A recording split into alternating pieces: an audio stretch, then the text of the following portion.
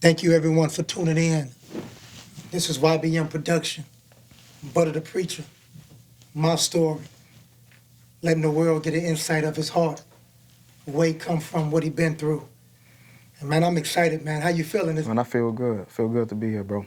It's amazing, man. Your journey, what you have overcome, what you have endured in just a short span of your life, man, has enough power, I believe, man, to bless people all around this world. Some people don't know Michael Watson. Some people don't know Butta the Preacher. Who is Butta the Preacher? Who is Michael Watson? Native from Gary, Indiana. Young black man, son of mother of four, second oldest child. Grew up in the heart of Gary, raised by my grandmother, God-fearing woman. To this day, presently, I'm a business owner,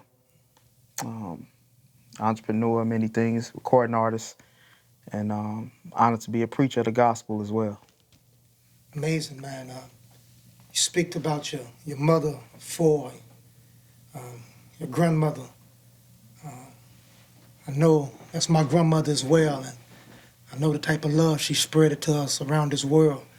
But you said something powerful. You said you grew up in the streets of Gary, Indiana, murder capital of the world in the 90s, early 2000s, crime infested, drug infested, murder after murder, shooting after shooting, killing after killing. Yeah. A lot of people that grow up from our city, man, don't make it to your age. Let me know how you survive the streets of Gary. First off, survived by the grace of God from what I thought I made it this far. Things that I have experienced in life and been through, I should have been dead and gone. Things that I came in contact with and indulged in, I should have been thrown in the penitentiary. So I made it this far by the grace of God, not by being too careful. I lived a lifestyle that was very irresponsible, I'll say. And no guidance and no structure led to a lot of that. But I just made it just far by the grace of God. Just to sum it up, there's no other way I can cut it. How did I make it? People ask me, how did you make it to where you at? Was you clever? I wasn't smoother than the next person. I wasn't better than the next. I wasn't smarter than the next. I didn't pay my way to get where I'm at. So just by the grace of God, just God covering me, protecting me, and preserving me, just to make it this far. Give us a walkthrough, man, how growing up with your grandmother, hmm God-fearing woman, four brothers inside the same house. Kind of give us a walkthrough of Butta, the preacher, as a young boy. Well, the little butter, the young butter, like I told you, I grew up with my grandmother. Fifth Avenue was a poverty-stricken area. Um, Gangs was very prevalent, drugs, murders. And as a child, I can just remember vividly, I always been a hard thinker as a kid. I always been a way in my mind. It was like I thought as an adult, but I couldn't express it how grown folks would say how I'm feeling. And just growing up in the house with my grandmother, two-bedroom home, four kids, my cousins, that's additional, let's say six children totally, in the same house, Section 8. So I didn't have much. My grandmother didn't have a car. I learned how to walk to church, to school, to the grocery store. And as a child, to me, I'm thinking that's normal. To see any kind of vehicle come up to the house or my friend's mother pick us up, that was a sign of luxury. Not knowing at that age, that's how life really just should be. And I had the chance to experience life as a kid in a way a lot of people didn't experience. I was able to see things from a different perspective. We played basketball on crates. I remember getting milk cartons, and a lot of people that know me can verify this testimony that I got. We was cutting out milk cartons, getting them from school, from the back where the cafeteria would dump off the old crates, and we'd take them home, and we'd gut them out with a knife just to make us a basketball court. And we'll make one on one tree, one on another tree. And not only that, I was playing basketball on a dirt pavement with no cement. And to share food, my brothers, bologna sandwiches, that was a luxury to me. King Vitamin cereal, we call it Section 8 cereal. We ate Kicks, cornflakes, knockoff brands. That's who butter was. I grew up on those things. Noodles for dinner. And my grandma, she took care of us the best way she could. Gave me to me, the luxury lifestyle of a person that was struggling. I had the best of the struggle because I didn't know I was struggling, but I was. And she had dolled it up so good that I thought that I was actually living a good life. And people on the outside know that this little boy he ain't got much. He had them same shoes on all year. He wears size 4, now I'm in a size 2 still. I just thought that was normal. So that's who the kid was. I was grateful for those small things. But as I started getting older, I was telling you about that little boy who think a lot. And I see that my friend have a father that showed up to the basketball game. I don't got one of them. He has a father that showed up to the dance and dropped him and his sisters off, took him to play basketball or play football or play catch. And now I'm starting to get curious. And I can't really ask grandma where my father at. That's not her husband. And it was a lot of questions going through my mind because I knew something wasn't right as a child. I said, something here is missing. This is the mind of a 7, 8-year-old boy. So for me to have that train of thought, I was just, as I look back at it now, that was just wisdom God was giving me prematurely, early. But I didn't know how to express that. So I went looking for that. And we get to that point, but I went looking for some things that I seen that was missing that became a problem to me because I knew something is just not right. This grandmother that you talking about got to be an amazing woman. Amazing. Thinking about how the strength she must possess to be able to raise multiple children and Yeah. do all she can to feed them. If you can describe that woman in one word, what word would you use? Man, to call her beautiful was an understatement. A gift from God is something I could really describe her as. Because without her in my life, I would not value life the way that I do now. Yes, sir. I wouldn't love the way I do now. I wouldn't care for people the way I do now. I wouldn't give the way I do now. I wouldn't minister the way I do now. Because her life was a whole sermon to me. And I've been preaching a long time and not knowing it. And God showed me some things just in her walk with God of her faithfulness. Like I was telling you about, the struggle was a luxury to me. She made it feel like that. She didn't let me experience what I was really going through. That's right. Because the grace on her life was about it on me as well. And for a woman that was a Sunday school teacher, prayer warrior. I remember my first prayer was in my living room. My grandmother, it was a bad storm outside. She said, "Did you get somewhere to pray?" I said, "Grandma, I don't know how to pray." And we prayed. And this woman was just strong, resilient, sacrificial. There's so many attributes about my grandmother. We can go on and on.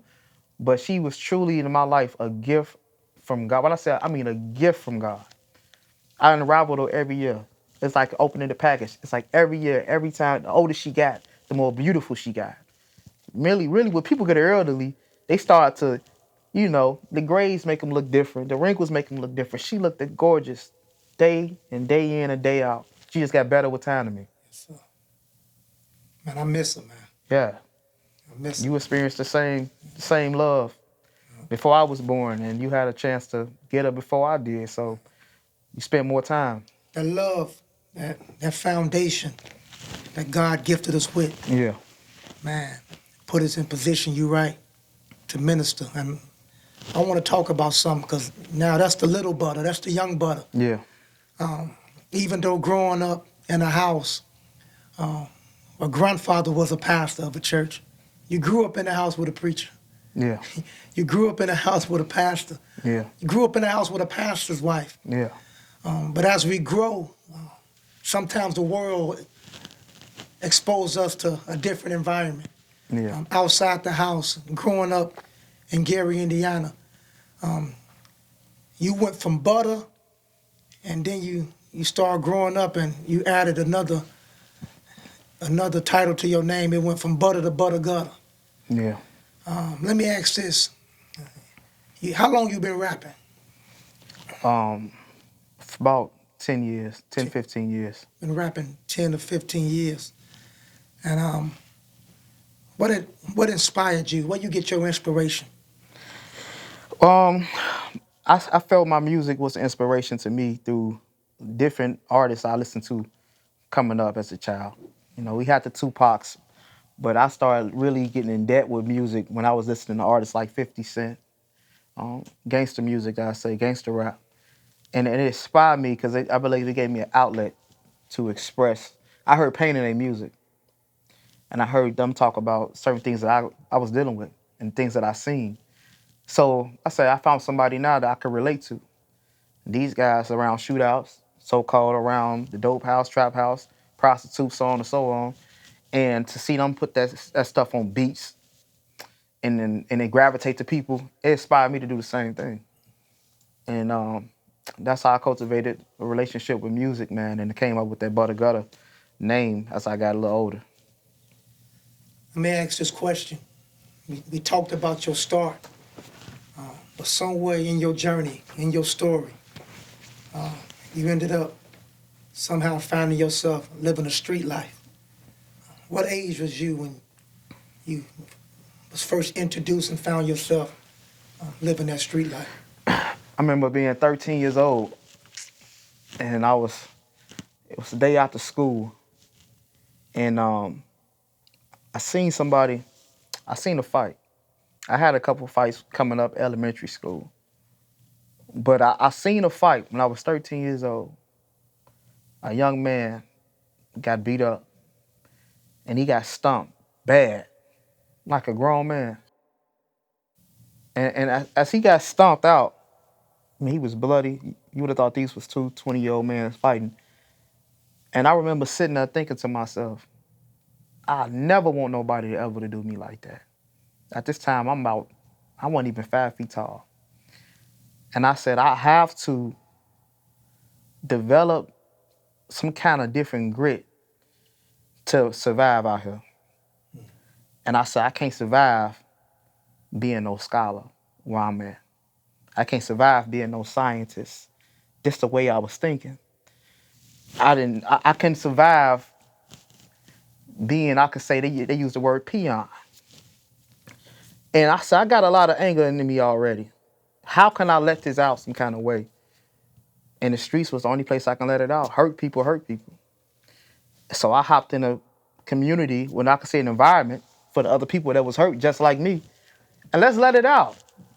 Your father ain't here just like mine. Get it off your chest. And we went at it. We call it the jungle. And when I seen that I had built a kind of my own image, a kind of dominance. I was good with my hands. I was strong.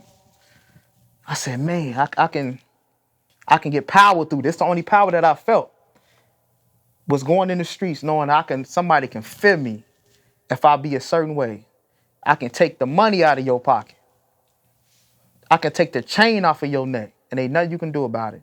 And I want you to be able to do something about it, because I got pain from 5 years old when I was still shooting on basketball crates when they had courts down the street. And I was jealous and didn't know about it. But now that I got older, that made me mad. And at this time, it's a lot of anger I was letting out on people, and they ain't had nothing to do with my hurt. It was the absence of daddy, absence of this person, whatever the situation was. And gutter is a word that was just beneath everything. So I go this low to get what I want. The gutter is something you find at the end of the street. And that's how cutthroat I became off of just pain. Got a good heart, but my mind was in the wrong place. And from that moment, from 13 years old and 14 years old, when I got initiated into being a vice lord, grown man asked me in my basement, God rest his soul, he asked me what I want to be. I said, I want to be a vice lord. Put your hands up. We went at it. Another guy came in, we went at it. He taught me some things, sat down and talked to me about the principles of this what this is, this what we stand for, this what we stand on. And as a child, I felt like I got a badge of honor. Now I feel like I have a father. He accepted me. This man, this grown man was proud of me for taking a beating from him. He let out his pain just like I let out mine. He let out on a 14-year-old child. And I embraced that what he did because I felt that he cared for me. So anybody ever do something to you, but I'm going to kill him. I'm going to lay him down. I felt the protection. I felt everything I felt that somebody should have if they love me. And that's how I started Butta. Wow. You talked about two different loves. You talked about a love of a grandmother.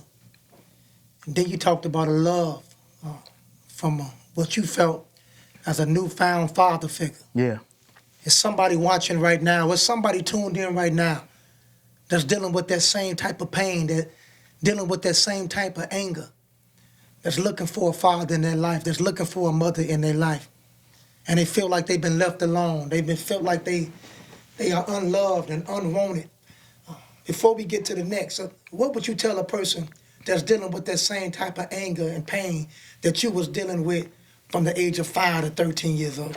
I'll tell you, you're not too young to give it to God. I was telling you the way I was raised.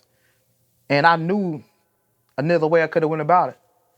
But I chose a different way. And life is about choices. Often you tell us all the time, the way you choose to live is the way you choose to die. And I just made a choice. I was fine with if that was the case was, and that's what the case was going to be. And just pick something up. Whatever it is, whatever you're dealing with at this moment, if you're watching this, pick something up. I could have picked up a ball.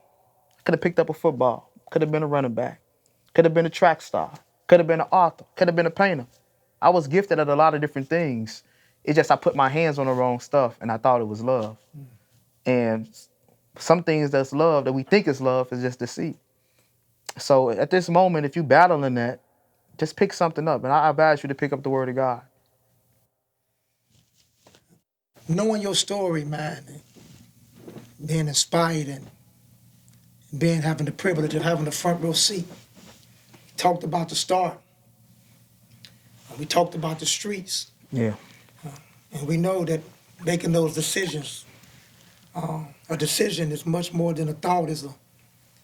It's actually a futuristic investment because of what you decide to do today can affect what you will or would not face tomorrow. And you found yourself at one point being a victim of being shot, being left for dead. Found yourself with a man coming to you, squeezing the gun, pulling the trigger, shooting Butta, laying in the alley. A lot of people don't know exactly that pain, that experience, what you went through, what you endured. Would you open up your heart? Would you take us down that road and allow us to, in a sense, wow, man.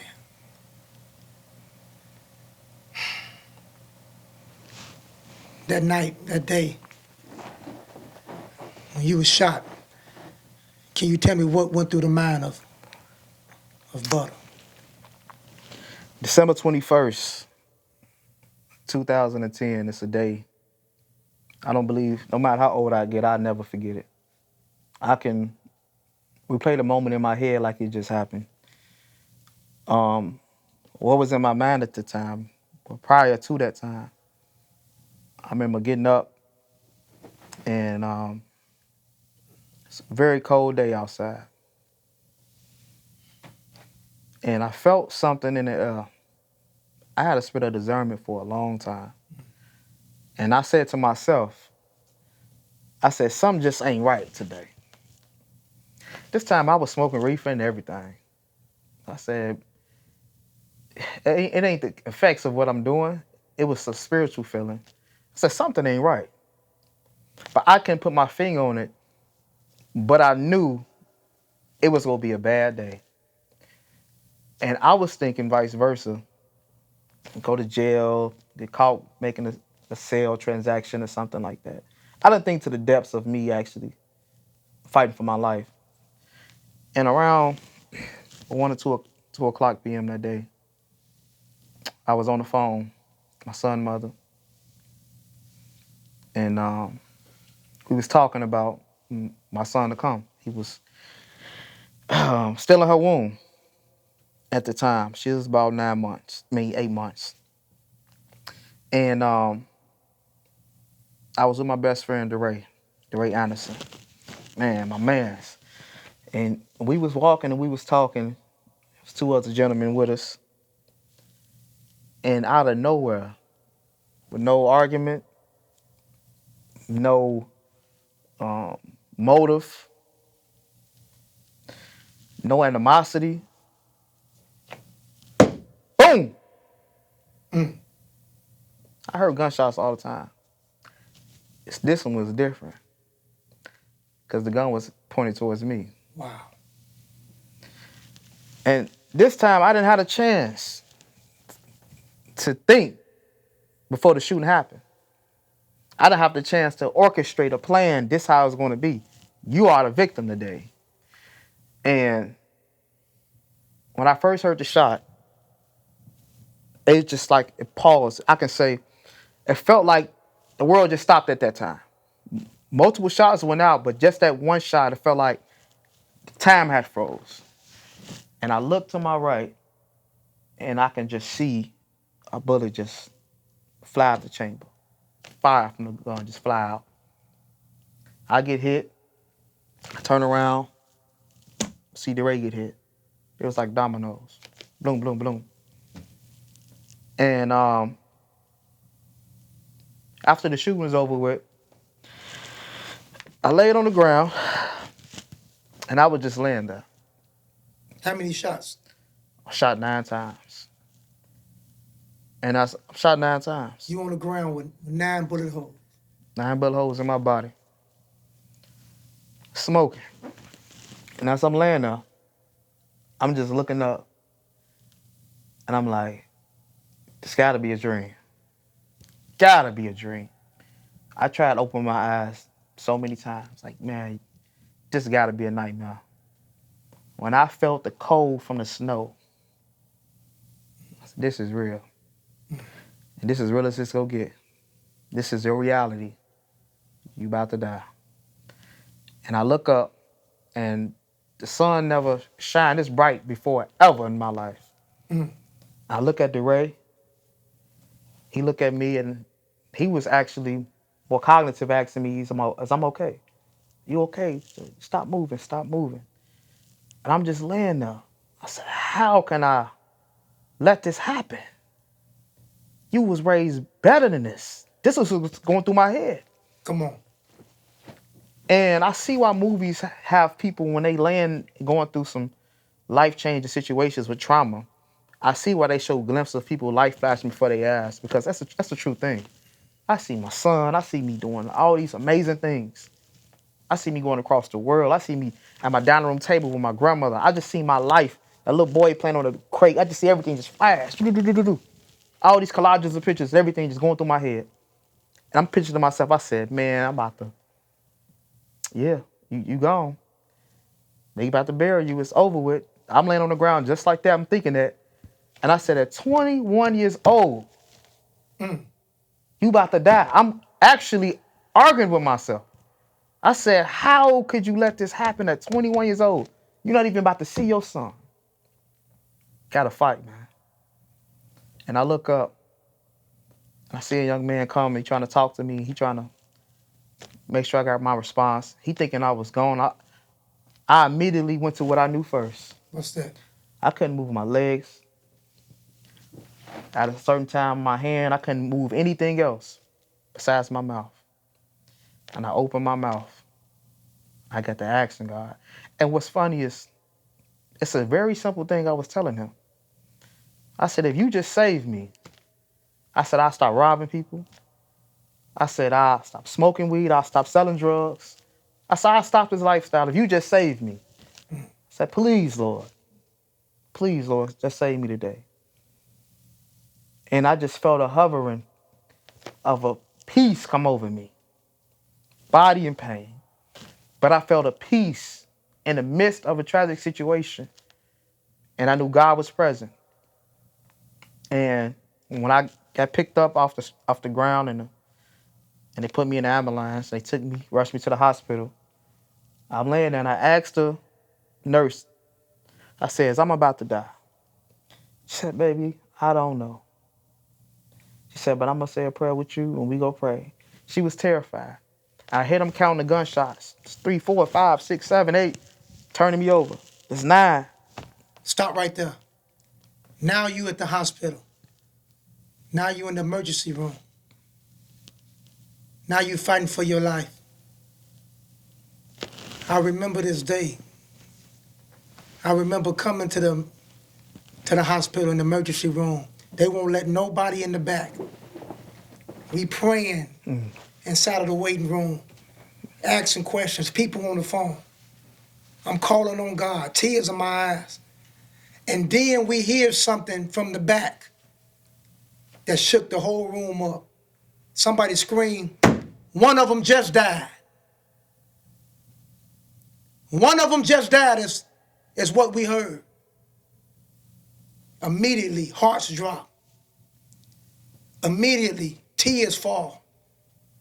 Immediately, screams go out through the entire hospital.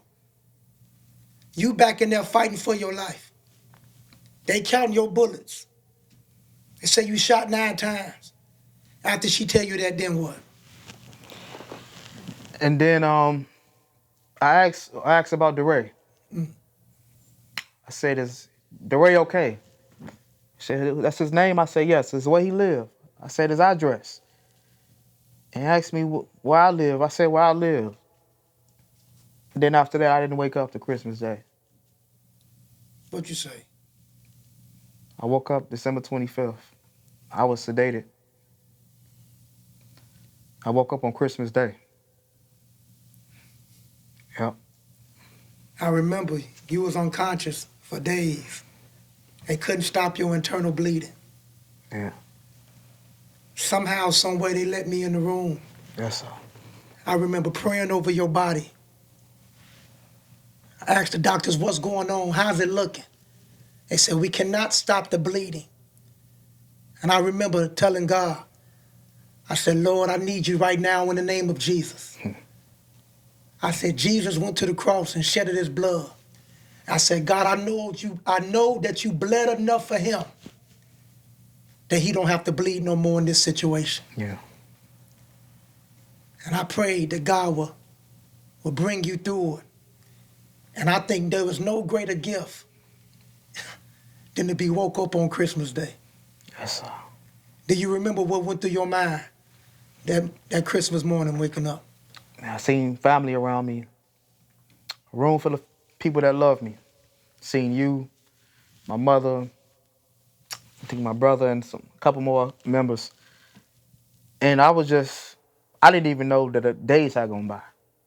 I thought this was the minutes.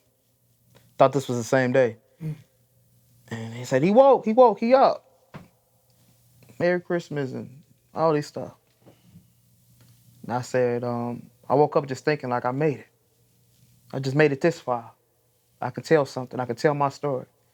If I could just make it to the day, I could tell my story. And then I asked about DeRay again. I asked where he was at. I felt responsible for him. Me being a leader, I was equipped with leadership at an early age. I just felt responsible for his life. I was asking, where's he at? And I can tell the room was kind of foggy with no good answers. Not direct answers, but no assurance to give me that he's okay. And I can just read between the lines of the body language of the people that, he made a transition.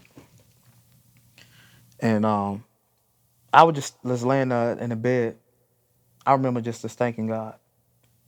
Just thanking God, man, for just be able to open my eyes on where I was at. I knew I was going to be all right. Powerful, man. After recovering from this shooting, while you was laying there with bullets in your body, you made God some promises. Yeah. You promised God if he saved you, if he brought you through, Yeah. you promised him that you would stop doing this and stop doing that, and you would no longer live the same lifestyle. Did you stand on your word and did you keep your promise to God? No, I didn't. The moment I was able, first I had to learn how to rehabilitate myself. I had to learn how to walk, something you taught me. I remember having a cast on for 4 months and have the money, insurance to get it cut off. You made me cut it off. I remember being in a wheelchair when Wow. you carried me inside the church. And once I got out that wheelchair, when I got out that cast, Mm. that little boy that was initiated at 14 woke up. Mm. I know you made a promise, but you got to start getting your lid back on some stuff out here. You gotta. It was now it was like pain stacked on top of pain. It's easy to submit when you're in pain, and when your life is at stake, it's easy to make a promise, but it's harder to keep it when you're back in good health. A lot of people go to God when they down and out, when they sick. When you're back and you're vibrant again, is you'll keep your end of the bargain. God kept his end of the bargain. And I tried my best to stay as grounded as I could, but I did not have a way to really release the shooting. I was on top of what I've been through. So now it's like I can't go, I can't beat. I'm still out here in the neighborhood. And if somebody think they'll get the ups on me again, they got another thing coming. I ain't going like that. It's gonna go up. And somebody go get hurt before we even get a chance to even talk about it. That's the mentality that I had developed. I said, I'm at war now. And I said, God, you understand this. I'm at war. And I felt like I can get away with some things because God saved me with that grace already. Mm. And I didn't mind if we have to do that again. If we have to be in some shootouts, I'm prepared. I was ready. I felt like mentally, like we can deal with this. And I didn't keep my end of the bargain, man. And I ended up going right back to the clubs, right back to the drinking, right back to the weed. I mean, not the weed. Right back to the drinking, right back to the selling, and back to the rifles, back to the same old crowd that God delivered me from in that alley on the 21st. And yeah, man, and it just took another toll. I went to another direction, but at the same time, it also got the falling off piece by piece as older I got. I started to mature a little bit leading up to my accident. You had not only one near-death experience, Yeah, you had two. yeah. You find yourself having to fight for your life again. You find yourself trying to be able to make sure that you overcome living or dying again. Tell me what happened. July 24th, 2014. December 21st, and that day will always be most memorable to me. I can relive that moment and relive that day like it was yesterday. Um, the night before, something very significant happened. Mm. July 23rd, 2014. I remember praying a prayer. And I asked God, I said, whatever it is you want me to do, I'll do it. So whatever it is you want me to be, I'll be it. Wherever it is you want me to go, I said, I'll go. So here you go again, making God another promise. Another promise. But this time, Mm. it didn't come through pain. I was working. I was getting good money from clubs. I was getting good money in the streets. I was okay. I wasn't rich or anything, but I was okay. I was in a good place. And I wasn't on my back this time. I was at home, my bed, resting. And it came from a different heart. And when I made this declaration, I knew I was confident in it because there was none attached to it. I didn't feel like I had a reason to make it besides the spirit that was on me at the time. And when I prayed that prayer, I woke up in the morning, got myself together, and I had braids in my head. And I was going to announce my calling to preach. So at that moment, when you was asking God, I'll do what you want me to do and Yeah. go where you want me to go, you felt like right then you was called to preach the gospel. At that time, at that moment, I knew for a fact I was called to preach the gospel. I just didn't know how to go about it. I was reached out to you. I believe I had a conversation with you Yes, we did. a couple days before that. Yes, we did. I said, I feel a pull on me Mm-hmm. about that gospel. And I said, I don't want to do it if I'm not going to be authentic. That's right. Because I was real in the streets. I got to be real in the pulpit. Come on. And I don't want to compromise God's standard because I did it before when I made a declaration that I changed. But this one was different because I said, this is work for God. So ain't no way of fabricating it. So when I do that, I said, I don't want to be no fluky. I don't want to lead the club and come back to preaching. I can't do both. So I'm going to do one. That's how I was raised. That's how I was brought up. That's that investment that grandma made. And that day on the 24th, when I got up, got myself together, I was preparing to announce my calling and everything. I get in the car. I'm driving. I feel a flat tire. My girl this time, she in Atlanta. She went to Atlanta the day before. And I pull up on side of the road to check my tire. I see it was flat. I call a friend. He see me. Matter of fact, he see me on the road. And he said, what's up, brother? I said, man, I got a flat tire. I said, man, take me to get some fixed flat up to the gas station or something. He took me to get some fixed flat, came back to the car. And I got by the car, by the tire. He said, you want me to stay by while you put it in? I said, nah, go ahead, go. Take care of your business. He was right there parked by his car. Shout out to Bobo. And as I'm putting it in the tire, I'm excited about how I felt last night. I'm for real about what I'm doing. As I'm putting that fixer flat inside the tire, boom! Once again. This time, though, I wake up on side of the road. I'm thinking, man, I shot again. What for? I don't know. Ain't no telling what it was for. This what I'm thinking in my head. I got shot again. What happened? Come on, man. Not this time.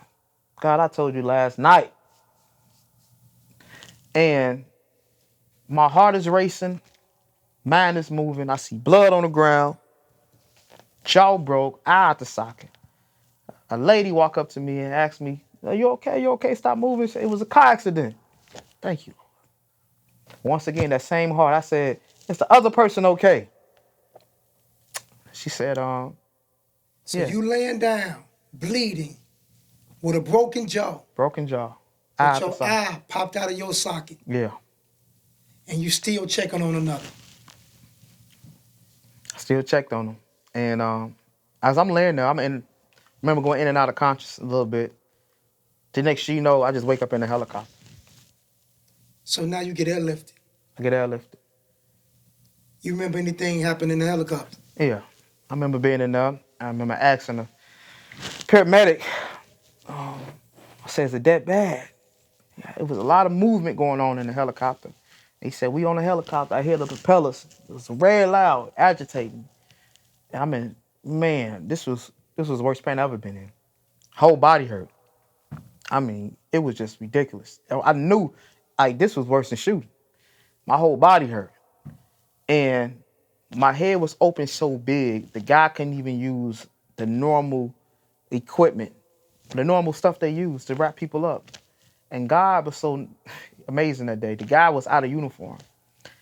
And he usually supposed to wear something it's a more thicker fabric, I believe. And today he just had on a t-shirt, but it was such an emergency call. He just left with what he had on. He had time to put on his uniform. He had his bottoms on, his boots, but shirt was very thin. And he cut the bottom of his shirt off. What you say? I didn't know what was going on. He said, I'm gonna use this. He made himself a belly top.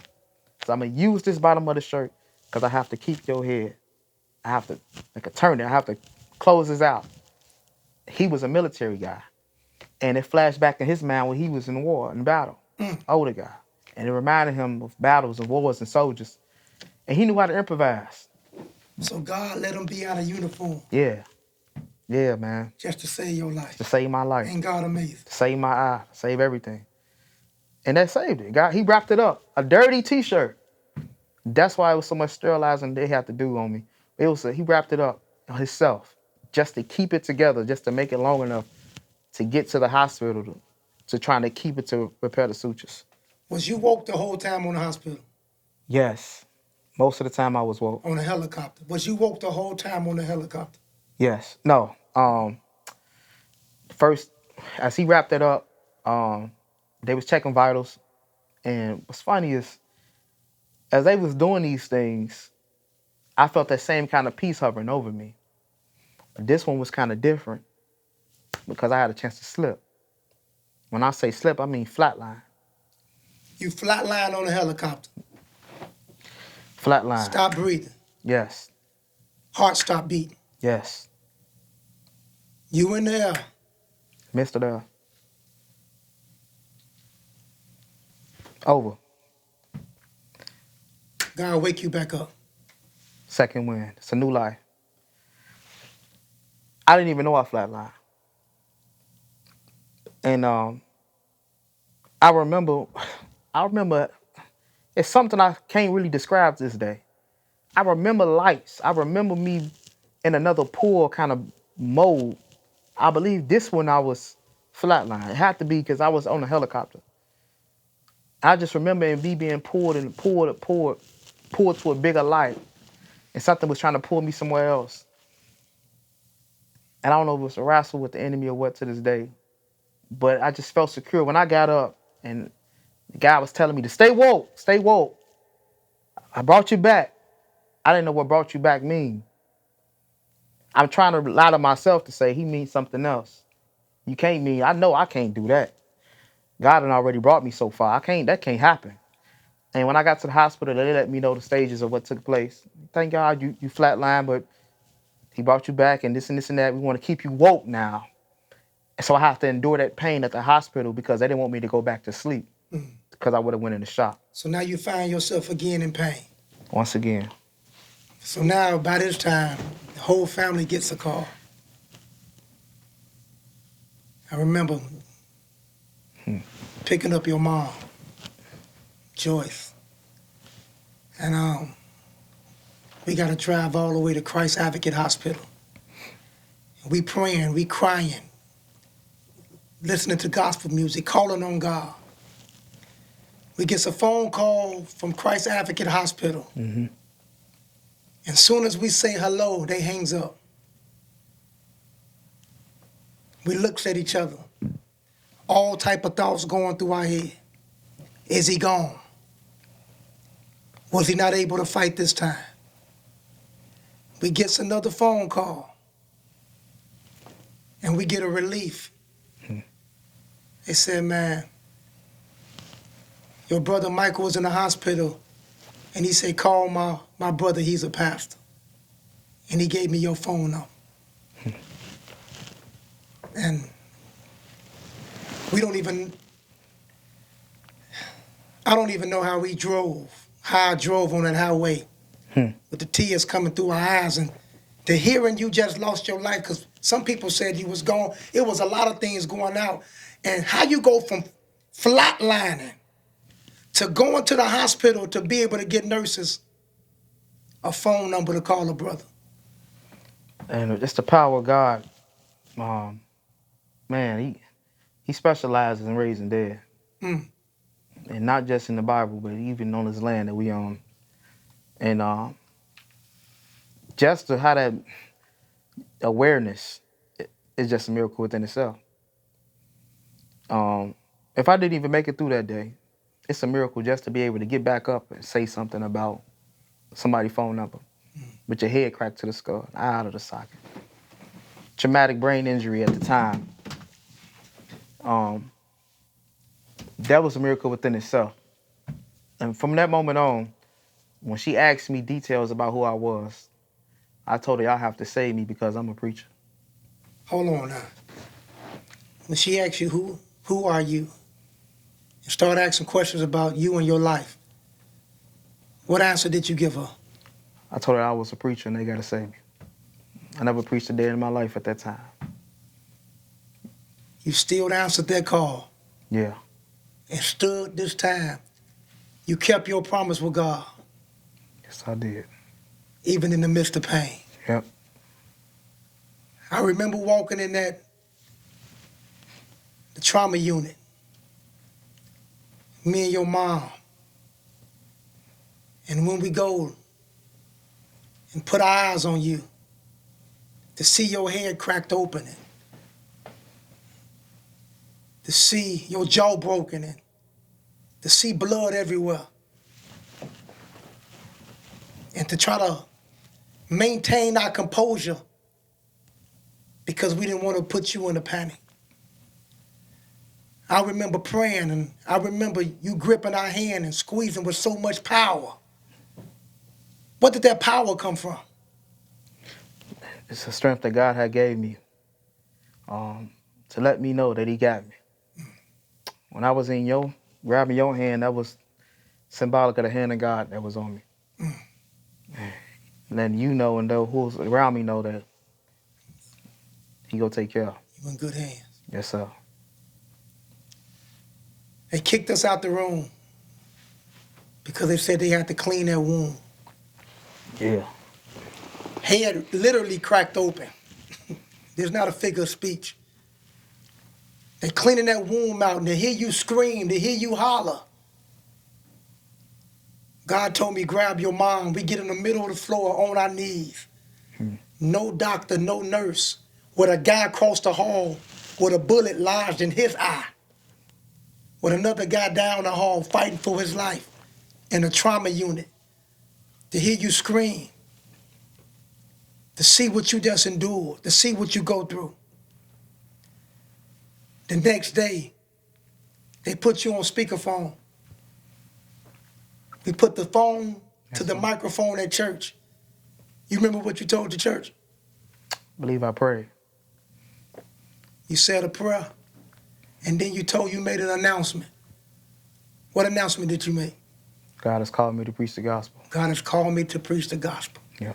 Now we have moved from Butta as a young man, as a boy. Mm-hmm. Now we see Butta Gutter Yep. as a teenager, early 20s. And now we get to Butta the preacher. We talked about the start. We talked about the streets. We talked about the shooting. But now, even after preaching the gospel, Yeah. find yourself now going through another storm of life. But this time, this storm is not you fighting. This storm is you hurting, seeing someone near and dear to you fighting for theirs. 2018 and 2019, we lost both of my brothers to gun violence, murder, and to now be the preacher and be delivered from the streets, to have the streets respond to me in that way, I knew it wasn't nothing but the devil. And it did something to me. I can't even describe the pain that I felt. This is worse than me getting shot or anything. And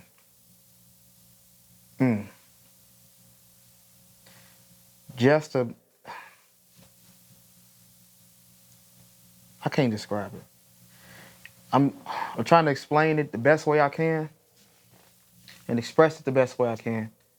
But it's something that changed my life in many different ways. You just can't take it for granted, and people that you love for granted either. And man, my brothers, that's something that I can't even fathom and wrap my mind around. And even to this day, at this moment, at this second, I'm still trying to process it. It's still fresh to me. And God been giving me the grace, man, to go through it. And dealing with this storm, it's nobody but God the reason that I ain't in jail.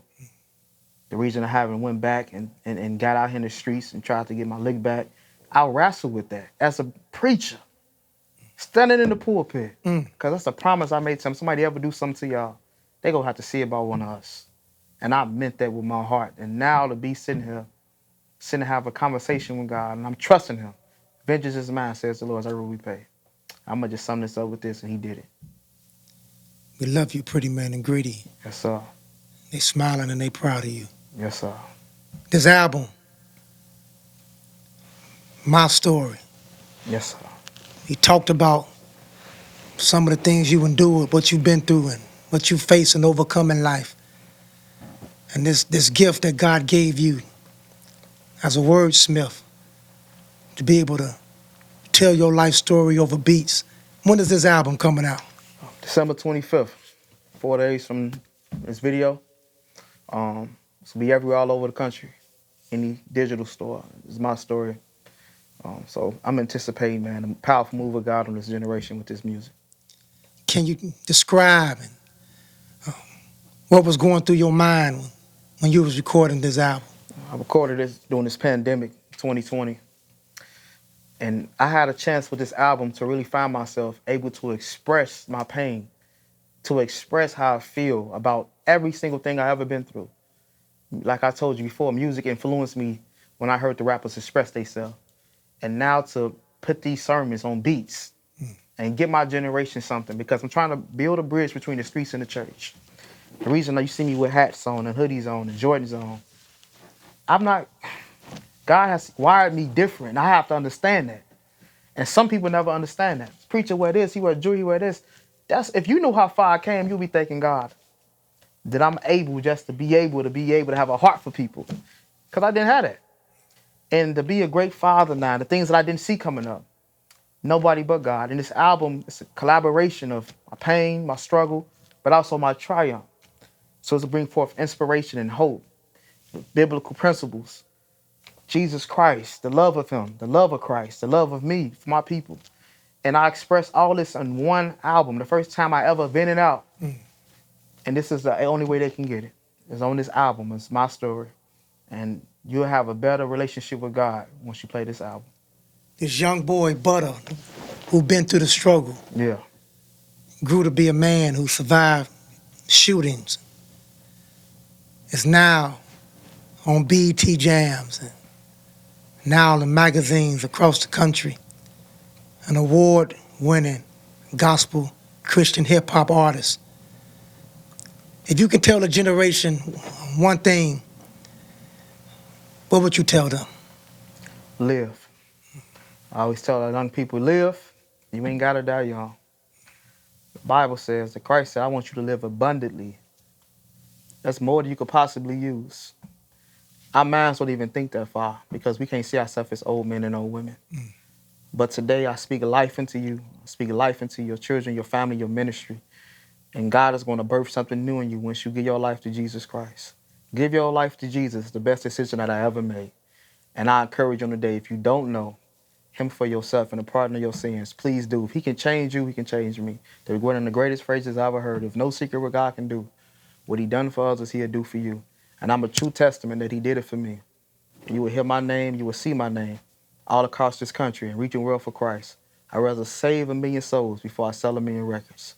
And I always say I'm sticking to the script because I'm sticking to the scripture. Butta the preacher. This is my story. God bless you. See y'all December 25th. Our God is a great God. He brought me this far. Yeah. Just give him your hand. He'll give you his heart. He'll do it for you. Been in your He shoes. did it for me.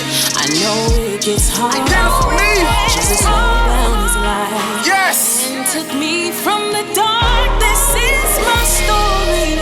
Follow the preacher. I want my story to reach the world. Every man, every woman there. Every boy, every little girl. This is my story. This is my story to reach the world. Thank you, Jesus. Every man, every woman there. Yeah. Every boy, every little girl. Oh, this is my story. Yeah, yeah.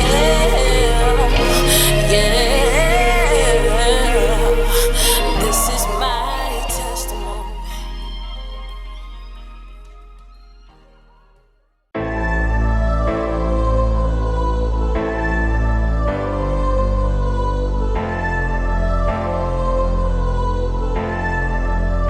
It's one of the preacher boy. I'm not in this world alone. Cover me because it's cold. I gotta let my people know Jesus died, but then he rose. Be careful who you be quick to call your gang, gang, gang, gang. Be the first ones that'll turn on you like bang, bang, bang, bang. They just stay talking, they be steady watching when they see you doing your thing. Gotta trust God and just go hard and stay in your lane. I'm not in this world alone. Cover me because it's cold. I gotta let my people know Jesus died, but then he rose. I done seen so many mamas shed kids. Close your mouth, boy, and open up your ears. Let me tell you what it is. Follow Christ, he gon' show you how to live. I was in the dope house chillin', looking at the ceiling like, this ain't really living life. God, I ain't living right. I was raised better. This ain't really feeling right. I need to hear your voice. Can you make it clear tonight? I used to be a fool, yeah, yeah. Fell in love with you, yeah, yeah. Blessed me with a dream house and it came with a pool, yeah, yeah. Sometimes I doubted you, but you always came through, yeah, yeah. Can't live without you and your word always true, oh yeah. God's plan is better than mine. Just started, but I'm getting better with time. I was just told her to sit in the back. Now I'm jumping in the head of the line. They telling me that my flows is dope. I hope that's not a federal crime. What you doing ain't working for you. God got something better in mind. I'm not in this world alone. Cover me because it's cold. I gotta let my people know. Jesus died, but they need roads. Be careful who you be quick to call your gang, gang, gang, gang. Be the first ones that'll turn on you like bang, bang, bang, bang. Haters stay talking, they be steady watching when they see you doing your thing. Gotta trust God and just go hard and stay in your lane. I'm not in this world alone. I know God got my back. Cover me because it's cold. No matter where I go, I gotta let my people know. Jesus died, but they need roads. Tired of trying to keep quiet. Man, I got a lot to say. I knew that I was the one. I feel like Penny Hardaway. They took two of my brothers. Man, they took my heart away. They take life for granted. So every day a holiday. Used to look in the mirror when I see my face scarred. God touched me and healed me. Every day I pray hard. It's a wonderful feeling when you know your faith large. A long way from them buildings. Jesus did a great job. Trust Christ with your life. He'll open up doors, took me up some new heights. He even bring you up floors. He'll give you what's yours. It will give you plus more. Goliath can't defeat you. They died by their own sword. I'm not in this world alone. Cover me because it's cold. I gotta let my people know. Jesus died, but then he rose.